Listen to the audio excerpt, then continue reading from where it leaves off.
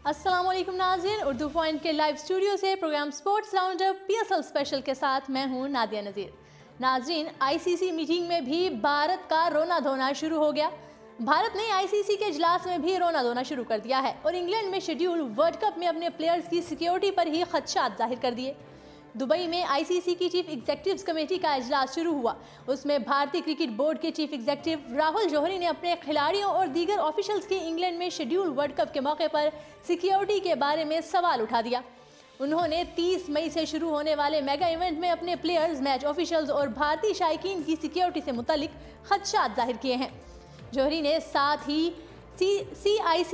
BCCI में इस बात पर एतमाद भी जाहिर किया है कि उन्हें ICC और England and Wales cricket board की जानिब से तैयार किए गए सिक्योरिटी प्लान पर मुकम्मल एतमाद है, जिस पर कौंसिल के चीफ एग्जीक्यूटिव डेविड रिचर्डसन ने उन्हें खसूसी तौर पर यकीन दहानी कराई है कि शोपीस इवेंट के दौरान तमाम शुरका की हिफाजत के लिए फुल प्रूफ इकदाम किए गए हैं।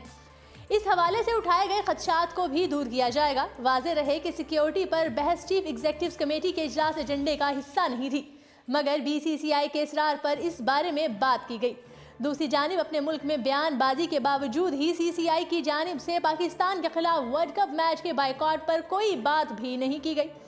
और नाजरीन, दूसरी जानिब कौमी टीम के साबिक कप्तान शाहिद आफरीदी ने ट्विटर पर भारतीय कैदी की तस्वीर शेयर करके लिखा है कि मुझे अपनी फौज पर फख्र है। हम अपने दुश्मनों के साथ ऐसा हुस्न सलूक करते हैं। भारत की जानिब से जंगी जुनून का पागलपन ख़त्म होना चाहिए। हम अमन पसंद लोग हैं और इसका वाहिद हल मुज़ाकरात हैं, जिसकी दावत हमारे वज़ीर आज़म इमरान खान की जानिब से भी दी गई है। जी नाज़रीन, अब चलेंगे PSL स्पेशल की तरफ, जहां कलंदरों का धमाल और कराची के लिए बवाल। इस्लामाबाद यूनाइटेड ने एक बार फिर कराची किंग्स को हरा दिया। पाकिस्तान सुपर लीग के मैच में इस्लामाबाद यूनाइटेड ने कराची किंग्स को 5 विकेट से शिकस्त दे दी। कराची किंग्स के मुकर्ररा ओवर्स में 8 विकेट पर 168 रन बनाए। इस्लामाबाद यूनाइटेड ने हदफ 19 ओवर और 2 गेंदों में हासिल कर लिया। आसिफ अली 38 गेंदों पर 6 छक्के और 5 चौकों की मदद से 70 रन बनाकर नुमाया रहे। फिलिप सॉल्ट 46 और लिविक रोन की 26 रन बनाकर आउट हुए। आसिफ अली 38 गेंदों पर 6 छक्के और 5 चौकों की मदद से 70 रन बनाकर नुमाया रहे। कबल दिफाई चैंपियन इस्लामाबाद यूनाइटेड ने पाकिस्तान सुपर लीग 4 के 18वें मैच में कराची किंग्स के खिलाफ टॉस जीतकर पहले फील्डिंग का फैसला किया। दुबई क्रिकेट स्टेडियम में खेले गए मैच में कराची किंग्स की जानिब से इनिंग्स का आगाज बाबर आजम और कोलिन मिनरो ने किया। ताहम कोलिन मिनरो सिर्फ 2 रन बनाकर आउट हो गए। मिनरो के जल्द आउट होने के बाद बाबर आजम और लिविंगस्टोन ने विकेट के चारों तरफ शॉट्स खेले।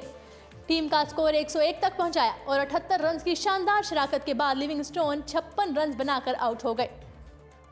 बाबर आजम ने भी 68 रन की शानदार इनिंग्स खेली और उनकी इनिंग्स में 10 चौके शामिल थे। मुकर्ररा 20 ओवर्स में कराची किंग ने 8 विकेटों के नुकसान पर 168 रन स्कोर किए। इस्लामाबाद के जानिब से रोमान रईस ने शानदार बॉलिंग का मुजाहरा करते हुए 3 खिलाड़ियों को आउट किया, जबकि फहीम अशरफ, शादाब खान और अमाद बट के हिस्से में एक विकेट आई। नाज़रीन, हालात ख्वाह कैसे भी हो जाएं, पाकिस्तान सुपर लीग PSL के सनसनीखेज मुकाबले देखने का जोश अपनी जगह बरकरार रहता है और अब तो वाकई लीग इतनी दिलचस्प मरहले में दाखिल हो गई है कि हर मुकाबला देखने के काबिल है। मुल्तान के हाथों इस्लामाबाद यूनाइटेड की नाकामी के बाद पॉइंट टेबल पर जो सूरत हाल पैदा हुई थी, बुध को होने वाले 2 मजीद मैचेस के साथ वो मजीद पेचीदा हो गई है। इन मुकाबलों में एक तरफ जहां लाहौर कलंदर्स के हाथों शिकस्त ने कोयटा ग्लेडिएटर्स को सरे फहरिस्त पोजीशन से महरूम कर दिया, वहीं इस्लामाबाद मुसलसल 2 शिकस्तों के बाद बिलाखिर कराची किंग्स को हराकर सबसे ऊपर पहुंच गया है। इस सीजन में लाहौर कलंदर्स ने अपनी रिवायती हरीफ कराची किंग्स के खिलाफ शानदार कामयाबी से भी बढ़कर जो कारनामा अंजाम दिया, वो पॉइंट टेबल पर सरे फहरिस्त कोयटा ग्लेडिएटर्स को शिकस्त देना है। इस नाकाबिल यकीन कामयाबी में अहम किरदार अदा किया नेपाली बाउलर संदीप लेमचाने की कैरियर बेस्ट बॉलिंग ने। उन्होंने शीन वॉटसन, रली रसो और उमर अकमल जैसे बड़े नामों समेत 4 खिलाड़ियों को आउट किया, वो भी सिर्फ 10 रन देकर। इस कारकर्दगी की वजह से कोयटा स्कोर बोर्ड पर सिर्फ 106 रन बनाया। जी हाँ, सिर्फ 106 रन बना पाया, जो लाहौर ने बासानी 2 विकेटों के नुकसान पर ही अबूर कर लिए।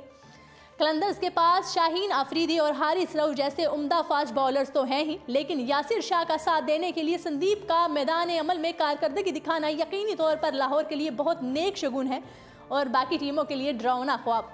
बहरहाल लाहौर कोयटा के खिलाफ अपने पिछले मैच में आखिरी गेंद पर शिकस्त खा बैठा था, जिसका पूरा बदला उन्होंने दुबई में ले लिया। लाहौर की कारकर्दगी में अब भी तसलसल नहीं, जैसा कि सीजन के आगाज से ही वो एक मुकाबला हारा दूसरा जीता कर रहे हैं। अब 6 मैचेस गुजरने के बाद उनके पास गलती की कोई गुंजाइश नहीं है। टॉप 4 पर जगह पक्की करने और अगले मरहले तक जाने के लिए उन्हें आइंदा मैचेस में हिम्मत दिखाना होगी। दूसरी जानिब कोयटा ग्लैडिएटर्स अब बुझे से लग रहे हैं। वजह सादा सी है, मुसलसल 4 मुकाबले जीतने के बाद कराची और लाहौर से शिकस्त, यानी इन टीमों से जो पॉइंट टेबल पर सबसे नीचे थी। कलंदर्स के खिलाफ सिर्फ 106 रन पर ढेर हो जाना और उससे पहले कराची के खिलाफ 186 रन का दिफा ना कर पाना जाहिर करता है कि उन दोनों मुकाबलों में कोयटा की बॉलिंग और बैटिंग दोनों नाकामी का मुंह दिखा चुकी हैं। उसके बावजूद हालात ग्लैडिएटर्स के काबू में हैं। बिलखसूस डेविड ब्रावो की आमद से उन्हें खूब हौसला मिलेगा।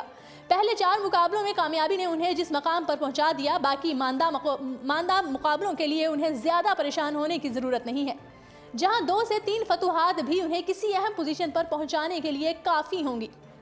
किंग्स की हालत तो खुद कराची की ज़ुबान में बहुत पतली है, जो एक बार फिर हारा और वो भी अपनी संगीन गलतियों की वजह से।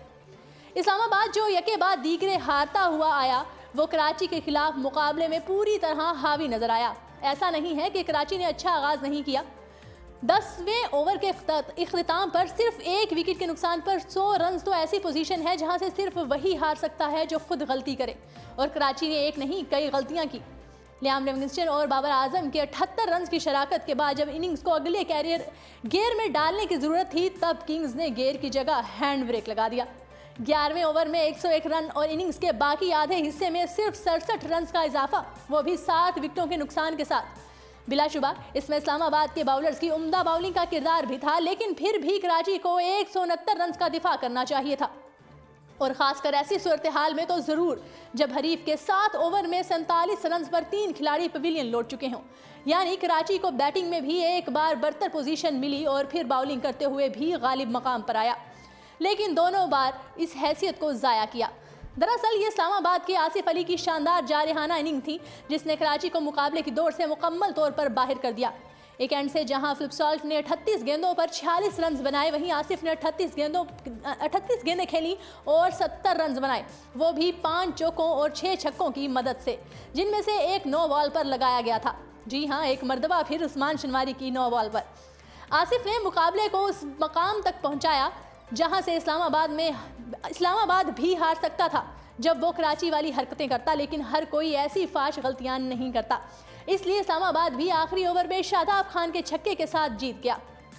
हासिल किए गए 2 कीमती पॉइंट्स और कोयटा की लाहौर के हाथों शिकस्त की वजह दिफाई चैंपियन इस्लामाबाद अब पॉइंट्स टेबल पर 7 मैचेस में से 4 मैचेस जीतकर 8 पॉइंट्स के साथ सबसे ऊपर है। इस मैच में कराची से हुई बहुत सारी गलतियां। एक तो बैटिंग पूरी रफ्तार से जारी थी कि इनिंग्स पटड़ी से उतर गई। कोलिन इंग्रम और बेन क्या आउट हुए, इनिंग्स ही हाथ से निकलती चली गई। फिर बाउलिंग में कुछ भयानक फैसले किए गए, जैसा कि जब सिर्फ 5 ओवर का खेल बाकी था तो अमाद वसीम ने बजाय खुद बाउलिंग करने के over part time Colin Munro को पकड़ा दिया। ये बहुत ही संगीन गलती थी, क्योंकि उस वक्त आसिफ अली का बल्ला चार्ज अरूज पर था और पिछले ही ओवर में वो उस्मान शनवारी के ओवर से 18 रन लूट चुके थे। यहाँ मिनरो ने 19 रन खाए, 2 छक्कों और 1 चौके के साथ वो मुकाबला कराची की पहुंच से दूर बल्कि बहुत दूर चला गया। फिर एक और फैसला कुन मरहला था, वो था जब कराची के मोहम्मद रिजवान ने आसिफ अली का एक आसान कैच छोड़ दिया, वो भी उस वक्त जब वो सिर्फ 13 रन पर खेल रहे थे, और ये ड्रॉप कराची को बहुत महंगा पड़ा। यानी हम कह सकते हैं कि शिकस्त के तमाम लवाजमात कराची ने खुद अपने हाथों से तैयार किए, और उसकी वो तमाम खामियां एक मरतबा फिर खुलकर सामने आ गईं, जिन पर कोयटा के खिलाफ शानदार कामयाबी की वजह से पर्दा पड़ गया था।